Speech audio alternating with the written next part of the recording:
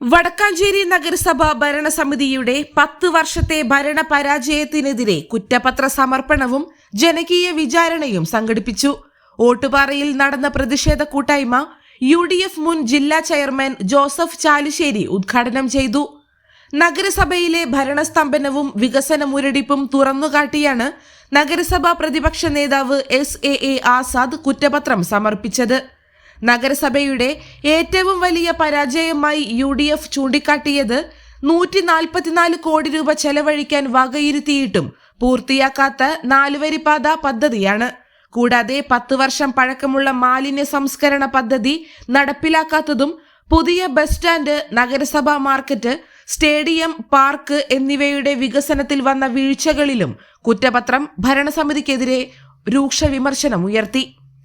ഗുരുതരമായ കുടിവെള്ളക്ഷാമം പരിഹരിക്കാതിരുന്നതും NABARD, UIDF തുടങ്ങിയ വികസന ഫണ്ടുകൾ ദുരുപയോഗം ചെയ്തതും നഗരവികസനത്തിനായി അനുവദിച്ച 1 കോടി രൂപയുടെ പദ്ധതി തകർന്നടിഞ്ഞതും കുറ്റപത്രത്തിലെ മറ്റ് പ്രധാന ആരോപണങ്ങളാണ്.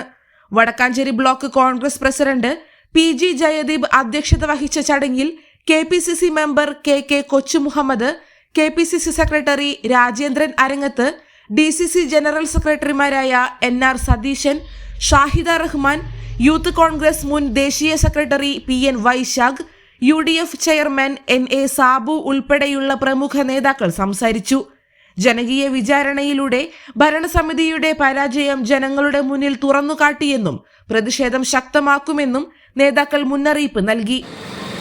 നികുതി ഇനത്തിൽ വലിയ വർധനവുണ്ടായി. നമ്മൾ കൊടുക്കേണ്ട, സാധാരണ പൗരന്മാർ കൊടുക്കേണ്ടതിനൊക്കെ വലിയ വർധനവുണ്ടാവുകയും വികസനത്തിന്റെ കാര്യത്തിൽ വളരെ പിന്നോട്ട് പോവുകയും ചെയ്ത സാഹചര്യം, അസാധാരണമായ സാഹചര്യമാണ് ഈ മുനിസിപ്പാലിറ്റി ഉണ്ടായിരിക്കുന്നത്. നമുക്കൊക്കെ അറിയുന്നത് പോലെ തന്നെ മുണ്ടത്തിയോട് പഞ്ചായത്ത് പ്രസിഡന്റും കോൺഗ്രസ് ഭരിച്ചിട്ടുണ്ട്, വടക്കാഞ്ചേരി പഞ്ചായത്ത് കോൺഗ്രസ് ഭരിച്ചിട്ടുണ്ട്. പഞ്ചായത്ത് പ്രസിഡന്റായിരുന്നു ശ്രീ ആസാദ്.